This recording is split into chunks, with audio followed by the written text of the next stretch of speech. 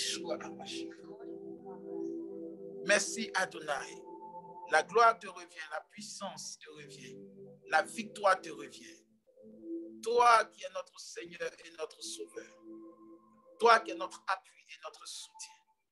Gloire, gloire, gloire te soit rendue, Seigneur. Gloire, gloire, magnificence te soit rendue. Au nom puissant de Jésus. Merci, Seigneur.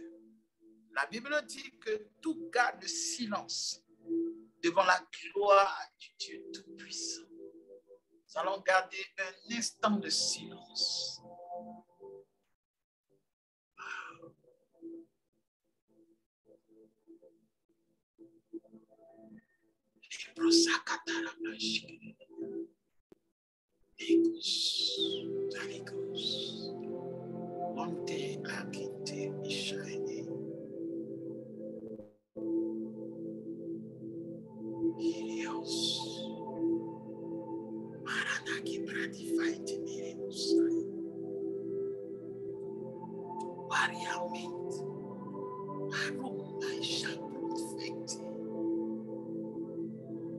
Thank you, Lord.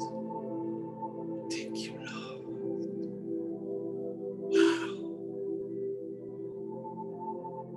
Merci, Saint-Esprit. Merci, Saint-Esprit. Alléluia. Que le Seigneur nous bénisse. Que sa grâce surabonde toujours dans notre vie et que vous ne manquez pas d'esprit et de parole. Alléluia. Aujourd'hui, le thème qui nous réunit ici parle de la force et la force du lion. Amen. La force du lion. Amen. Vous savez, premièrement, lorsque j'ai entendu le titre de ce message-là, j'ai dit, bon, je vais essayer de faire des recherches un peu sur les lions. Amen. Donc, j'ai regardé un peu pour essayer de voir un peu les documentaires et tout ça. Et je n'ai vraiment pas trouvé ce que je recherchais. Parce qu'il ne s'agissait pas ici de parler des caractères du lion, pour dire, oui, vous savez, le lion, c'est l'animal qui est fort. Mais ici, l'Esprit voulait attirer mon attention sur deux choses que la Bible même parle du lion. Amen. Et il y a beaucoup de versets bibliques comme ça. L'animal le plus cité dans la Bible, c'est le lion. Amen. Et le lion aussi, pour les hommes, il a une importance assez capitale parce que le lion est le roi de la savane. Mais malgré ça, on dit le roi des animaux, c'est le lion. Pourtant, il y a des animaux qui sont plus grands que lui, même plus forts, et même plus puissants, et même plus intelligents que lui. Et pourtant, c'est à lui que cette majesté a été donnée à cause déjà de son aspect. Amen. Parce que quand on regarde un peu le lion, il a une couleur assez dorée à cause de la terre et le climat. Il a une couleur assez dorée qui rappelle un peu l'or. Et l'or, vous savez que l'or, c'était pour les rois, c'est pour les rois. Ensuite, vous voyez sa crinière, elle est imposante. Cela rappelait un peu les robes que les rois portaient avant. Si vous remarquez un peu dans la Bible, lorsque Jésus a été attaqué, il a été attrapé pour être crucifié, ils ont mis sur lui un manteau de pourpre. Alléluia. Et vous savez que le pourpre, c'est un peu comme le rouge sang, vous voyez. Et dans certaines savanes où le lion est, il a cette peau-là, cette carrure-là. Et il rappelle un peu le coucher du soleil. Vous voyez un peu quand le coucher du soleil, et ça donne un peu cet aspect de royauté, de jaune or et de rouge sang. Et ensuite, maintenant, il y a certains caractères ou attitudes que le lion manifeste qui fait que les hommes ont vraiment du respect pour lui, notamment sa mâchoire, sa manière de veiller sur la communauté, de diriger, toutes ces choses-là. Ça attire les gens. Maintenant, nous sommes dans une période où nous sommes en train de comprendre notre spiritualité. Donc, dans quelle mesure cette prédication viendra nous aider? Alléluia. Maintenant, il faudrait savoir que lorsque tu es en train de comprendre quel genre de spiritualité auquel tu as été appelé, tu dois aussi comprendre les images qui expliquent la spiritualité dont tu es censé avoir. Alléluia.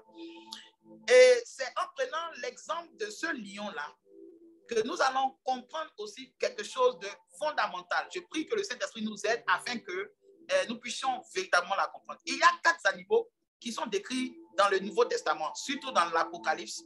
Et ces 4 animaux-là ont été attribués aux 4 évangiles. C'est-à-dire, il y a le lion, il y a l'aigle, il y a la forme de taureau ou de vache qu'on va immoler, et puis il y a la forme de l'homme. Et donc, ça a été classé comme ça en fonction de ce que les gens ont découvert ou bien ils ont su de la révélation. Parce que chaque apôtre, lorsqu'ils ont écrit, quand Matthieu écrit, quand Luc écrit, quand Jean écrit, quand Marc écrit, cela révèle un certain aspect qu'on peut emprunter à l'image de ces animaux-là. Par exemple, lorsque Matthieu commence l'évangile, il commence par la généalogie de Jésus. Amen. Vous voyez, il commence à rappeler la généalogie de Jésus. Et le fait de rappeler la généalogie de Jésus et ensuite d'entamer qu'il est fils de Dieu, cela rappelle un peu lorsque les Israélites étaient en train de faire les libations. Vous voyez, lorsqu'ils devaient sacrifier l'agneau, lorsqu'ils devaient sacrifier le bœuf, le taureau. Donc, si vous prenez le temps d'étudier cela, vous allez voir que ces caractères-là peuvent être attribués à Matthieu. Donc, le plus souvent, les scientifiques de ce monde disent que Matthieu a peint Jésus comme étant le taureau.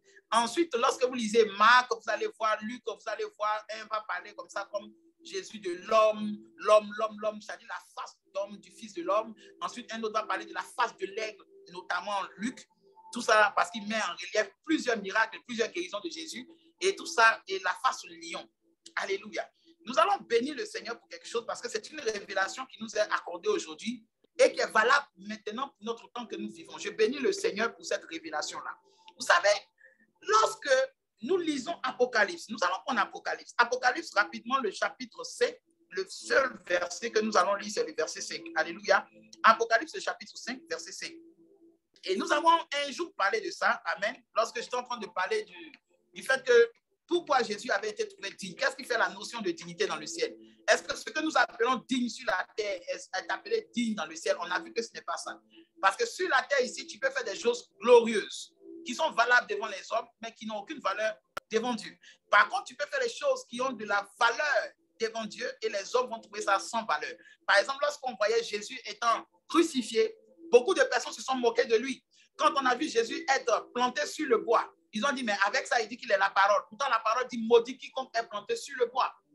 Mais pendant que ces hommes étaient en train de le frapper, de le crucifier, de l'insulter, de crier, dans le ciel là-bas, il grandissait en dignité. Amen. Il gonflait en gloire. Parce que ce qu'il fallait pour que la grandeur de Dieu soit manifestée, c'est ce que sur la terre, il le faisait, mais qui passait comme étant une abomination. La Bible dit, on l'a considéré comme frappé et puni de Dieu. Alléluia. Donc, vous devez savoir que très souvent, le ciel va se glorifier plus de nos imperfections plutôt que de notre force. Et c'est l'image de ça que vous allez comprendre aujourd'hui. Le lion est l'animal le plus célébré dans la Bible. Et pourtant, si l'on veut compter les imperfections du lion, si l'on veut compter les échecs du lion, si l'on veut compter les défauts du lion, vous allez vous dire que je préfère être un aigle ou bien un autre animal que le lion. Même le Seigneur Jésus lui-même, il se compare à un lion. Et pourtant, il n'a pas échoué. Amen. Mais nous allons lire Apocalypse, le chapitre 5.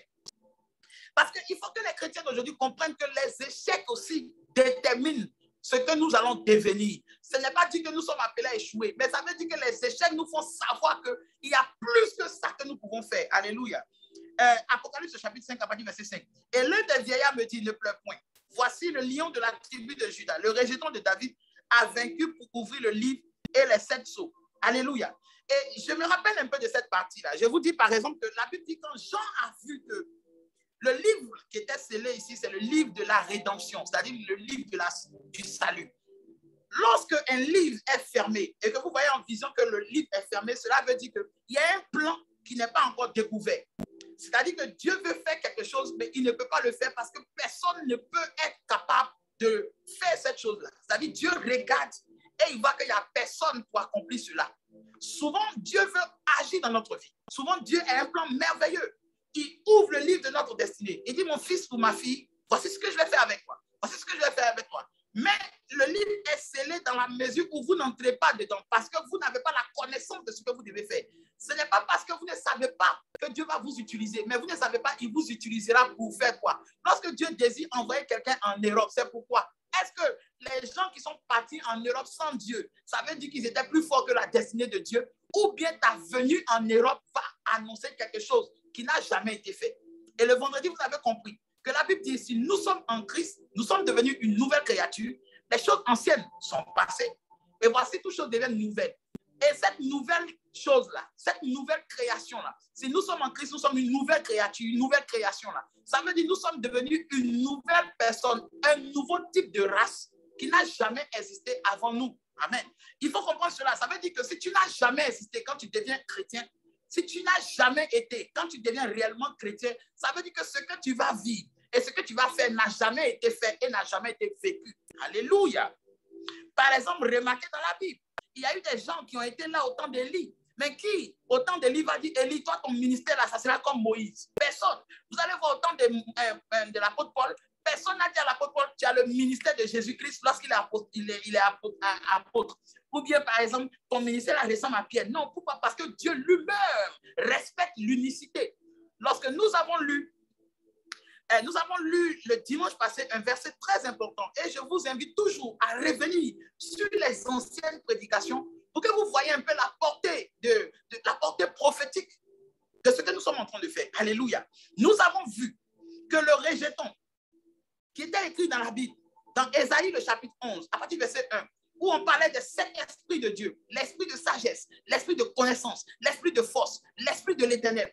Toutes ces choses-là, lorsque ces choses ont été dites, c'était dans le but de comprendre que chacun de nous a reçu tout un package de grâce, de connaissances, de caractère et d'attributs à manifester. C'est-à-dire au moins une fois dans ta vie, si on regarde dans ta vie et qu'on voit qu'il y a au moins un domaine dans lequel tu ne réussis pas, c'est au moins un domaine de l'esprit de Dieu. Parce que c'est ce qui te caractérise. Jésus dit, vous les reconnaîtrez au travers de leurs fruits. Il dit, le bon arbre ne donne pas de mauvais fruits. Or, pour qu'un arbre produise un fruit, cela dépend de la nature de l'arbre. Pour qu'un chrétien produise de bonnes œuvres, cela dépend de la nature de l'esprit qui est en lui. Tu ne peux pas avoir l'esprit de Dieu et produire des enfants du diable. Mais si tu as l'esprit de Dieu, alors tu as les caractères de Dieu en toi, mais ces caractères sont minimes, c'est-à-dire qu'il y a des pourcents. C'est pourquoi la Bible nous dit, soyez remplis du Saint-Esprit. Ça ne veut pas dire organiser des programmes où vous tombez, vous parlez en langue. Ça veut dire qu'il y a des qualités du Saint-Esprit qui ont besoin d'être nourries quotidiennement pour atteindre son summum, pour atteindre son paroxysme. Alléluia, alléluia. Alléluia, sois édifié mon frère, sois édifié ma soeur. Et donc, lorsque tu minimises cela et que tu prends tout ton temps, toute ton énergie pour régler ton problème de foyer, pour régler, non, je n'ai pas payé la facture, non, hier, on m'a chassé du travail. Non, quand tu iras au ciel, là, tu vas manifester les 7 esprits de la vie quotidienne, mais pas les 7 esprits de Dieu. Alléluia. Si vous lisez le Nouveau Testament, à partir de Actes des Apôtres, vous allez voir, les gens étaient préoccupés de grandir dans l'esprit. Voici pourquoi l'esprit de Dieu pouvait pleinement les utiliser. Ils n'étaient pas occupés à savoir, est-ce que celle-là c'est mon épouse? Amen. Est-ce que celui-là c'est mon mari? Ils étaient préoccupés à grandir spirituellement parce qu'ils savaient que la Bible dit, si j'ai trouvé le royaume des cieux, la Bible dit, cherchez premièrement le royaume des cieux et sa justice. La justice ici, là, c'est être rempli des mystères, de la connaissance de Dieu, de sorte que Dieu peut être vu au travers de toi. Et lorsque Dieu peut être vu au travers de toi, toute chose te sera donnée par-dessus. Regardez Jésus. Jésus ne se promenait pas avec l'argent, mais il savait comment avoir de l'argent. Jésus ne se promenait pas avec, comment on appelle ça même, des livres, mais il avait la connaissance en lui qui le faisait révéler les choses, qui amenait même des docteurs, même des ministres, même des hommes politiques à vouloir l'écouter. Donc, cette connaissance, il ne l'a pas eu en un coup. Quand il a eu 12 ans, il était prêt. Mais il a attendu les 30 ans pour pouvoir commencer. Et vous savez que ce qu'un enfant peut connaître à l'âge de 12 ans, mais à l'âge de 30 ans, ce n'est pas la même chose. Il y a des connaissances qui se sont augmentées. Et vous allez me dire que vous n'avez pas besoin d'augmenter le peu que vous avez, le dépôt que vous avez. Je n'y crois pas, bien-aimé. Nous avons tous besoin de nous ressourcer. Peut-être que tu as une grande connaissance prophétique, mais dans la connaissance de la sagesse pour pouvoir régler de grands conflits, tu as une carence. Qu'est-ce que tu fais pour nourrir ton esprit de sagesse? Combien de personnes lisent le livre de Proverbes, ne serait-ce que pour acquérir la connaissance? Combien de personnes lisent le livre des psaumes en dehors du fait que je n'arrive pas à dormir, ou bien les psaumes pour lutter contre les démons? Combien de personnes? Combien de personnes méditent sur la condition de l'humanité? Combien de personnes méditent sur comment affranchir les jeunes d'aujourd'hui? Alléluia, nous sommes dans une technologie 5.0 où les jeunes n'ont plus le libre arbitre comme ils prétendent l'avoir. Parce que Satan a pris le temps. Il y a des scientifiques qui travaillent pour Satan. Matin, midi, soir, ils appliquent leur intelligence pour savoir, pour essayer de voir qu'est-ce qu'il va prendre. Quand vous voyez un peu à la télévision, il y a des chroniqueurs qui viennent et puis ils disent, bon, cette année, la tendance de l'année sera la couleur rouge-blanche, ou bien vert-bleu, ou bien bleu-noir. Et puis vous voyez, ils finissent de dire ça. Les mois qui suivent, tout le monde est dans la couleur. C'est parce que les choses ont été déjà faites. Les pensées ont déjà été domestiquées. Les choses ont déjà été plantées. Les bases ont été déjà plantées. Aujourd'hui, quand je vois les gens se lèvent, c'est vrai, on peut faire des manifestations pour protester contre les choses. Mais quelles sont les bases qui ont été plantées bien avant ces manifestations? Quel est le pouvoir? Si vous pesez léger, si nous pesons léger, aujourd'hui l'Église est reconnue pour dénoncer des choses, mais pour agir, zéro. Regardez un peu les campagnes humanitaires dans le monde. Combien de fois des églises ou des chrétiens financent cela? Ils sont combien par rapport à toutes ces organisations, ces organismes? Pensez-vous que Jésus refuserait de donner l'argent à un homme ou une femme qui veut vraiment aider son prochain? Mais souvent, très souvent, on a d'abord un intérêt personnel. Il faudrait que je sois vu aussi d'abord. Il faudrait que tout le monde sache que l'homme qui n'avait même pas de quoi s'habiller hier, l'homme qui n'avait même pas de quoi faire quoi que ce soit aujourd'hui, il est devenu quelqu'un grâce à Jésus. Et maintenant, et seulement que maintenant, nous allons essayer d'obtempérer, de faire ce que nous avons promis faire. Alléluia. Le lion, malgré ses faiblesses innombrables, un lion peut échouer sur une proie. Il peut faire 10 tentatives pour atteindre une proie, et c'est seulement à la 8e ou à la 9e tentative, ou simplement à la 10e tentative, que le lion va réussir à vaincre la proie. Le lion va courir des kilomètres, des kilomètres, des kilomètres avant de pouvoir saisir la proie, parce qu'il n'est pas l'animal le plus rapide. Le guépard le dépasse. Mais tout le monde se souvient du lion comme étant le roi de la forêt, l'être majestueux. Prenez maintenant la conscience, prenez maintenant la connaissance qui se cache derrière cette parole. Ça veut dire que si l'homme se souvient des qualités du lion, malgré toutes ses faiblesses, cela veut dire qu'un chrétien d'aujourd'hui doit plutôt se souvenir de la force qu'il a en Christ, de la force qu'il a dans la vie, plutôt que de se laisser détruire par ses faiblesses. Le lion n'a pas honte d'avoir échoué à une proie. Le lion n'a pas honte lorsqu'il est en train de dormir et c'est sa femme lionne qui va chercher de la nourriture. Et les études ont révélé que la lionne attrape plus de proies que le lion. Mais malgré ça, le lion ne perd pas son autorité. Parce qu'il sait ce qu'il est. Parce qu'il sait sa nature. Parce qu'il sait ce que Dieu lui a donné. Et vous allez lire un peu dans Genèse 49, vous allez voir que quand Jacob va bénir Judas, il dit Judas est un jeune lion. Ensuite, vous allez voir encore, je crois que c'est dans Lévitique, non? Vous allez voir où on dit Dan est un jeune lion. Vous allez voir des parties où les lions interviennent. C'est-à-dire que les gens n'ont même pas notion de l'échec des lions. Ils n'ont même pas cette notion-là. Et le lion représente, quand tu vois le lion et tu regardes sa mâchoire, tu as peur automatiquement. À telle enseigne que Samson a dit quoi? Samson a croisé un lion. Et la première des choses que Samson va faire pour vaincre le lion, qu'est-ce qu'il fait? Il ouvre sa mâchoire et il la déchire. Parce que la force de la mâchoire du lion, sur la mâchoire du lion représente, je pourrais dire peut-être 80% de sa force. Parce que sa mâchoire peut broyer jusqu'à 250 kilos. Amen. Le lion, pour se défendre, il a sa mâchoire et il a ses pattes. Et vous savez, il y a un sens qui est prophétique dedans. C'est-à-dire que le lion, sa force est dans la mâchoire et ses pattes qui sont arrière, ses pattes en avant, c'est aussi sa force. Parce que quand il griffe, il fait sortir ses griffes-là, ça peut jusqu'à fondre des os. Eh bien, regardez maintenant, les pattes et la mâchoire. Les pattes et la mâchoire. Les pattes et la mâchoire. L'homme aussi a une mâchoire. Et c'est la mâchoire qui nous permet de parler.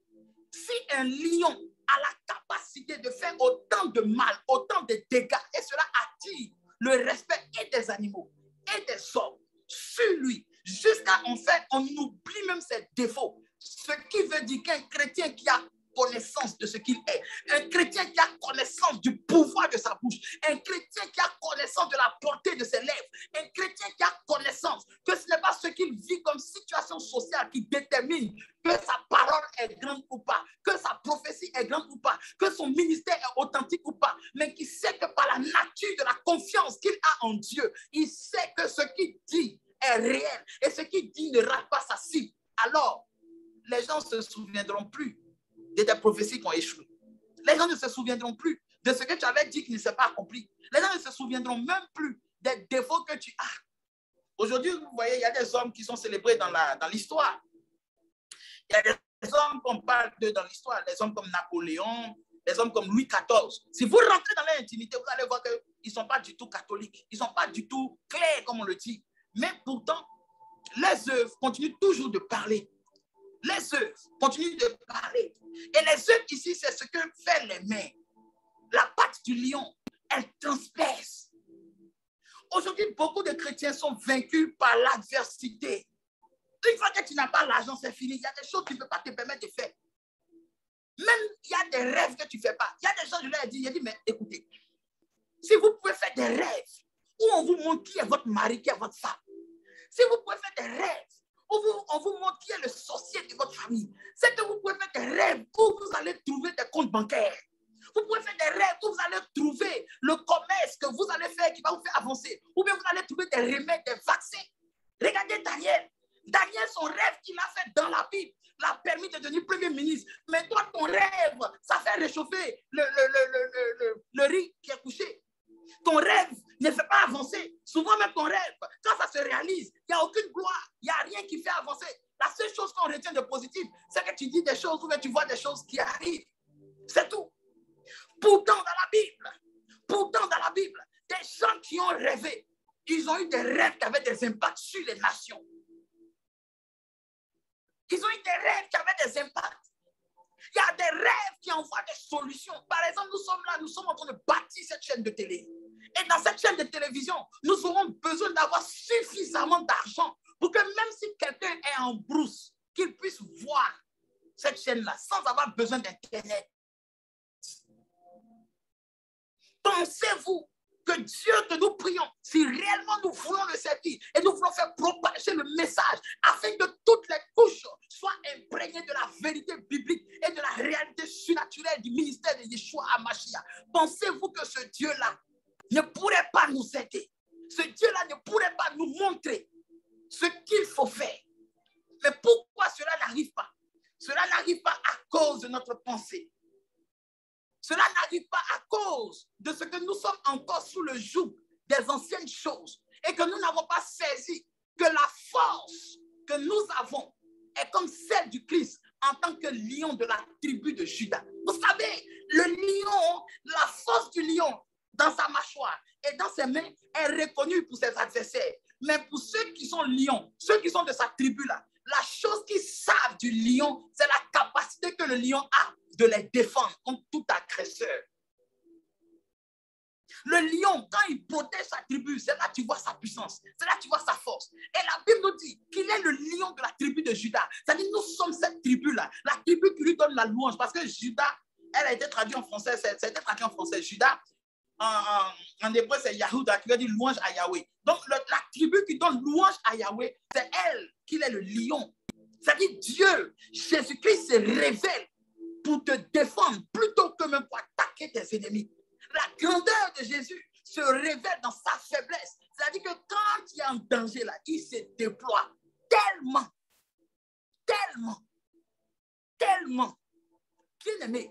Bien-aimé, il est temps que tu comprennes que même si tu es agneau, tu as un lion en toi. Il est temps que tu arrêtes de te laisser dominer, arrête de te laisser écraser, arrête de croire qu'il faut une multitude pour pouvoir réaliser de grandes choses. Regarde, une seule personne a créé le monde. Une seule personne. Une seule personne a plongé le monde dans le péché. Une seule personne a relevé le monde. Une seule personne a été envoyée pour sauver les enfants d'Israël dans l'Égypte. Une seule personne a été choisie pour les ramener. Dieu ne parle pas à la multitude, Dieu parle à une seule personne. Dieu ne cherche pas forcément la multitude, que la multitude le comprenne. Non, la Bible dit quoi? Car Dieu a tant aimé le monde qu'il a envoyé son Fils unique, Yeshua HaMashiach, mourir sur la croix, afin que quiconque, pas afin que tous, afin que quiconque, celui, élément personnel intransigeant, afin que quiconque croit en lui ne périsse point, Ceux qui ne croiront pas pourront périr. Mais celui qui croit, Dieu ne permettra pas qu'il puisse périr. Pourquoi? Parce qu'il déploie la force du lion. Et je vous ai dit que la force du lion, la mâchoire, c'est ceux qui ont croqué, ceux que la mâchoire de Dieu, du lion a croqué là, c'est eux qui connaissent la puissance de ça. Ceux que le lion a griffé là, c'est eux qui connaissent la force de ça. Donc les adversaires connaissent la puissance quand Dieu parle. Ils connaissent la puissance quand Dieu griffe, quand Dieu agit. La Bible dit, pour parler de la parole de Dieu, pour parler de la prophétie de Dieu, la Bible dit, quand le lion rugit dans la forêt, qui ne fuirait pas? Pour comparer la puissance de la parole de Dieu, quand Dieu parle, tout le monde fuit, tout le monde se cache. Et cette parole-là, elle est en toi. Il y a cette lion, il y a ce lion-là en toi. Vous voyez, Jésus, la Bible dit que c'était un homme de douleur, habitué à la souffrance. Pourtant, c'était un lion. Il était un lion, bien aimé. Dans le ciel, il était un lion. Mais la Bible dit, tu dois être l'agneau. Donc, imaginez-vous, il n'était pas dans sa nature. Mais malgré qu'il n'est pas dans sa nature, regardez comment il nous a sauvés. Et maintenant qu'il est assis dans sa nature, maintenant qu'il est assis dans son autorité, la Bible dit, nous avons un médiateur fidèle qui parle en notre faveur, qui intercède jour et nuit pour nous. Ayant lui aussi souffert, il peut nous sauver de la souffrance. Ayant lui aussi été faible. Donc, ça veut dire que ce lion de la tribu de Juda, il n'a point honte de ses faiblesses. Tu es faible, bien-aimé, mais n'aie pas peur, n'aie pas honte d'être faible. Parce que cette faiblesse te rendra fort. Tu es faible, ma soeur, n'aie pas honte de cette faiblesse. Au contraire, de cette faiblesse, tu deviendras forte. Je vous ai donné mon témoignage ici. Lorsque j'ai compris la paix, c'est la seule chose sur laquelle Satan attaquait toujours là. C'est sur ça que Dieu a tablé pour me donner une victoire. Car ce qui te rend faible, bien-aimé, te rendra fort aujourd'hui. Ce que tu vois comme une humiliation dans ta vie, ce que tu vois que tu es incapable de surmonter, c'est celle-là même que tu surmonteras sans effort. Il te suffit simplement de réaliser qu'il y a un lion en toi. Et ce lion-là, il se révèle que lorsque tu prends la décision de ne pas te limiter à l'échec, de ne pas te limiter aux pleurs, aux blocages, aux humiliations, de ne pas te limiter à ce que la vie t'impose aujourd'hui, à ce que la réalité veut te faire croire, à ce que le modèle de la société, le modèle du cosmos dans lequel l'on veut que tu baignes et que tu sois conformé, puisse agir. La Bible dit, dans le livre de Romains, le chapitre 12, verset 1, ne vous conformez pas au siècle présent. Ce qui veut dire, ne prenez pas la forme de ce siècle, ne prenez pas le modèle de penser, le modèle de prier, le modèle d'accepter, le modèle de parler, le modèle de converser de cette société, mais soyez plutôt transformés. Transformation veut dire prendre une forme parfaite, la forme du futur, la forme de l'au-delà, la forme de la vérité, la forme qui transforme. Parce que quand Jésus est venu, il avait beau vivre dans ce monde, mais il n'était pas du monde. Non pas parce qu'il ne mangeait pas les choses du monde, non pas parce qu'il ne marchait pas avec les gens du monde, mais parce que ce qui le définissait n'était pas de ce monde. Ce qui nous définit n'est pas de ce monde. La Bible dit l'esprit de vérité que nous avons reçu, il vient dans le monde, mais il n'est pas du monde. Nous avons tous un visa gratuit pour le ciel. Vous savez que le mot paroisse veut dire exil? Le mot paroisse veut dire exil. Non, nous sommes tous des paroissiens, nous sommes des exilés. Nous sommes des ambassadeurs. Vois-toi comme un ambassadeur, bien-aimé. Cet échec, cette difficulté que tu as là, elle est le tremplin pour te faire prendre conscience de qui tu es. Tu es un lion, tu es une lionne. Oh my God. Mais comment pourrons-nous encore demander quel genre de spiritualité faut-il avoir après ce message? Il dit, ne crains point. Lui, l'apôtre, lui qui avait suivi le Seigneur, il avait fait des miracles. Vous savez, avant qu'il vienne sur l'île de Patmos, ils l'ont mis pendant 24 heures dans une huile, dans une marmite bouillante d'huile. Ils l'ont fait bouillir pendant 24 heures, rien ne l'arrive. Donc ça veut dire qu'il avait déjà dépassé le stade même des simples prédicateurs, simples mortels. Mais il ne s'enorgueillait pas.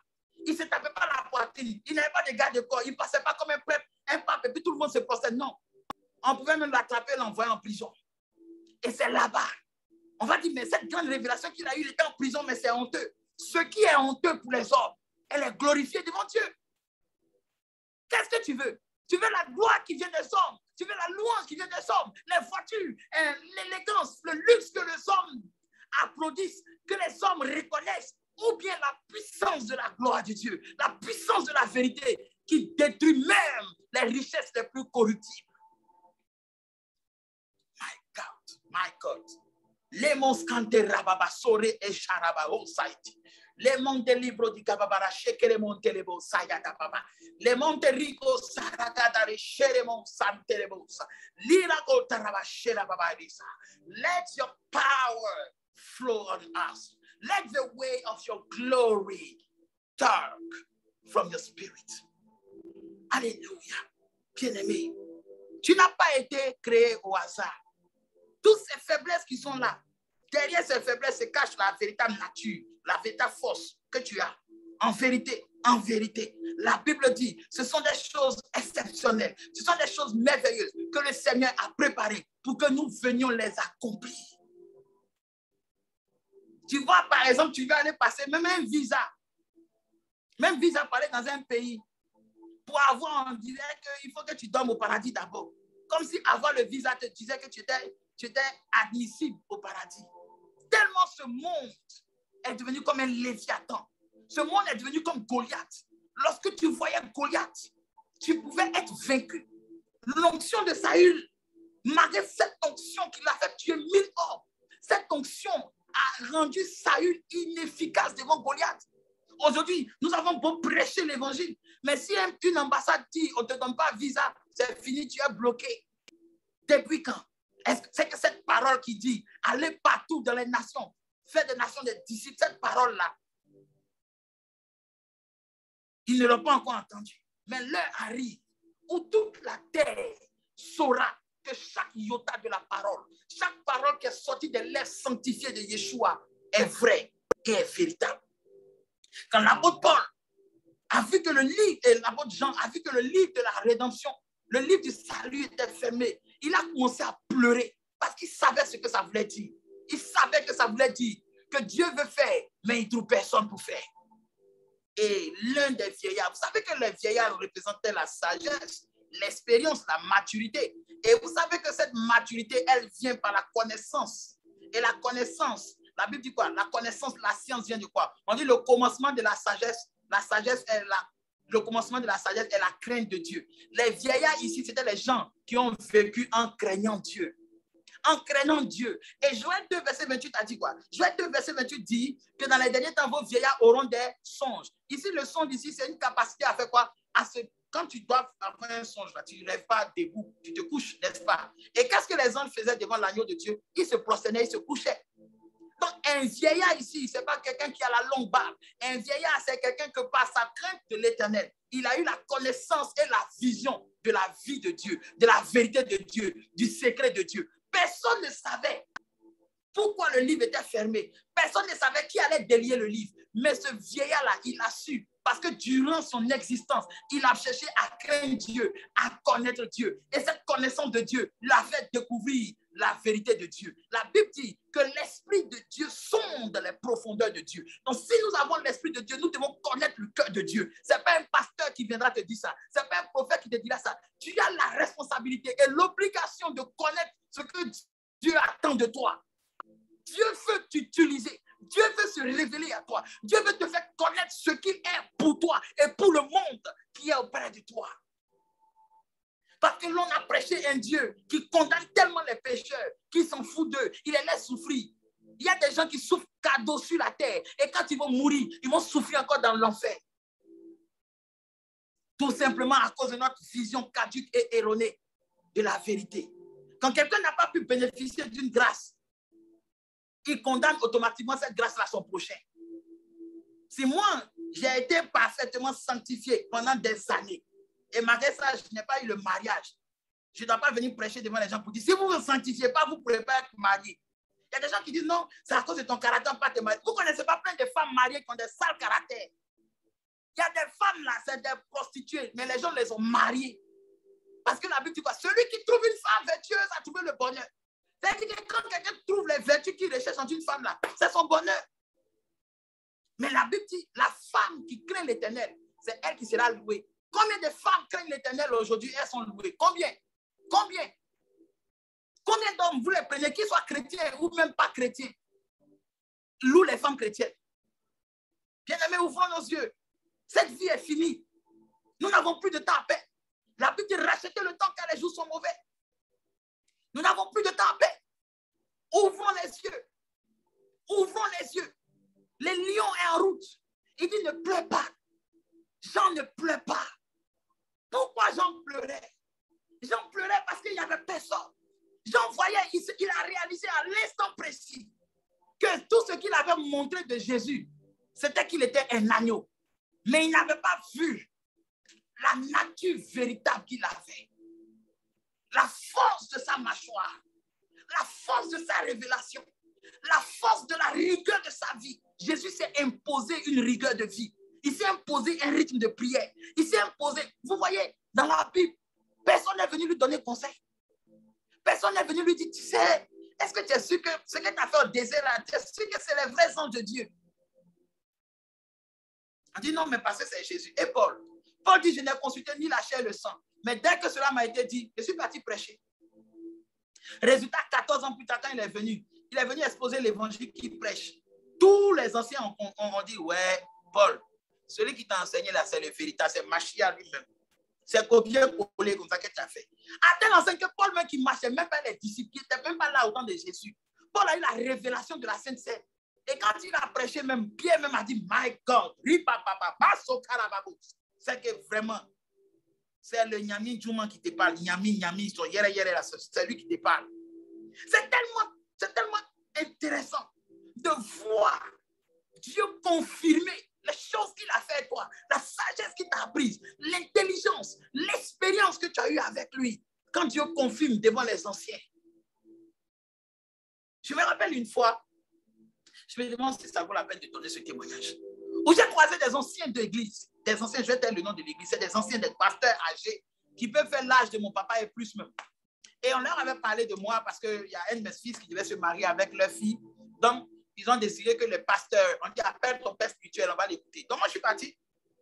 Et ce jour-là, par la grâce de Dieu, je suis arrivé dans le bureau. Je vois des papas. Donc, papa a dit, ah, mais nous, on s'attendait à quelqu'un qui est âgé. Mais bon, ça fait plaisir de voir des jeunes aussi qui sont pour l'évangile. J'ai dit, OK. Il dit, bon, homme de Dieu, explique-nous un peu ton histoire. Il dit, bon, avant d'expliquer mon histoire, vous devez savoir d'abord ma doctrine que je prêche. Parce que ce n'est pas mon histoire qui détermine ma doctrine. Je peux avoir souffert et puis ça ne dit pas que je suis appelé à servir Dieu. Je peux avoir eu des visions, mais ça ne détermine pas que je suis un homme de Dieu. La Bible parle de Simon Corneille, qui a invité Pierre à venir chez lui. Et Pierre est allé là-bas sous l'onction du Saint-Esprit. Il n'était pas un prophète, il n'était pas un pasteur, mais il a eu des visions. Amen. Donc ce n'est pas ma vie, mon témoignage.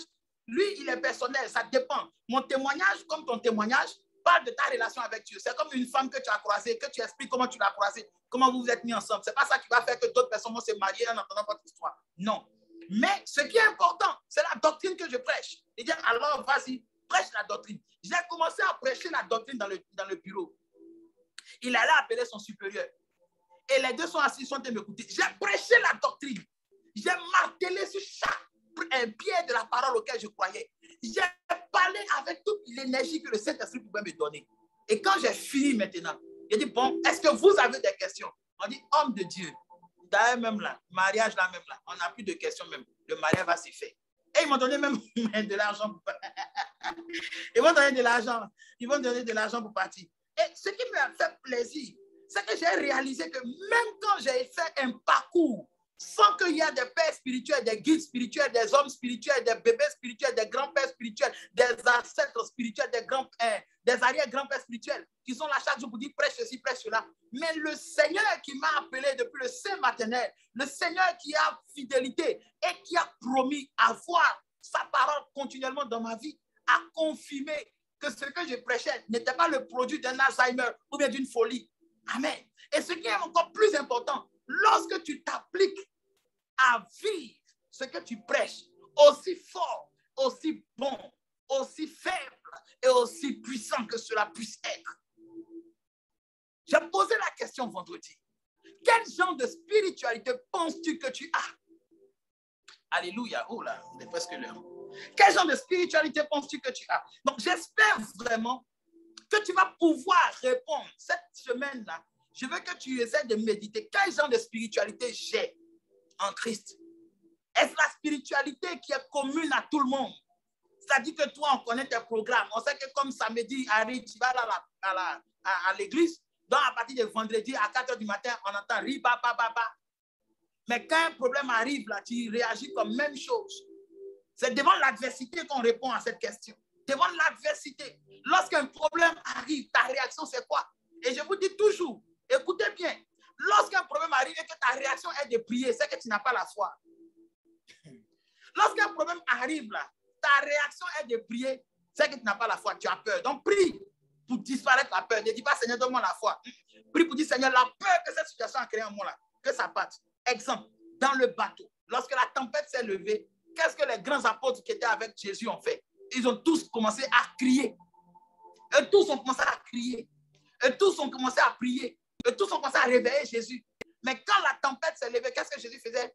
Il était endormi. Donc, un problème qui vient te troubler, qui trouble ton sommeil, ça veut dire déjà que tu es attaqué par la peur. Chasse la peur dans la prière. Prends des moments de jeûne. Toi, peur qui est venue à cause de ce problème, je te chasse. Et vous allez voir, vous allez être limpide. Vous allez voir que de la manière que c'est venu, c'est comme ça repartira. La Bible dit, comme un fleuve, le Seigneur les fera fuir et ils s'enfuiront devant toi par 7 chemins. 7 chemins. Croyez à la parole. Lisez-la. Mettez la parole dans vos conversations. N'ouvrez pas la Bible, ne parlez pas de la Bible que lorsque vous avez un problème. Mais faites de la Bible le sujet de votre vie, l'essence et le moteur de votre vie, la passion. Si on met un homme que tu veux, et puis la Bible, on met ça devant toi, chaque verset biblique, il faut dire, je ne veux pas l'homme, je veux la Bible. Ça a amené même des gens à devenir prêtres, à devenir consacrés. Parce que la parole, elle n'échoue jamais, elle ne déçoit jamais, elle ne rejette jamais. Que le Seigneur nous bénisse. My God, Saint-Esprit, cette onction, waouh. Que cette onction soit déployée dans la vie de tous ceux qui vont écouter ce message. Que cette onction ouvre notre esprit et nous connecte à toi. Cette nature que le lion a, de ne même pas se concentrer sur ses faiblesses, mais de les trouver normales et de défendre ce qui lui appartient. Que nous ayons cette nature-là, de défendre ce que tu nous as donné, de défendre ce que tu nous as donné, de ne pas laisser nos proches, nos amis, nos gens que nous aimons être envahi par les démons, être manipulé par les démons, mais de déployer un tel caractère, une telle force dans la parole, une telle force dans les actions pour que nous puissions les sauver. Béni sois-tu, Adonai. Et merci pour le canal de Shemael Web TV que tu nous donnes. Oui, Seigneur, c'est toi qui as fait cela.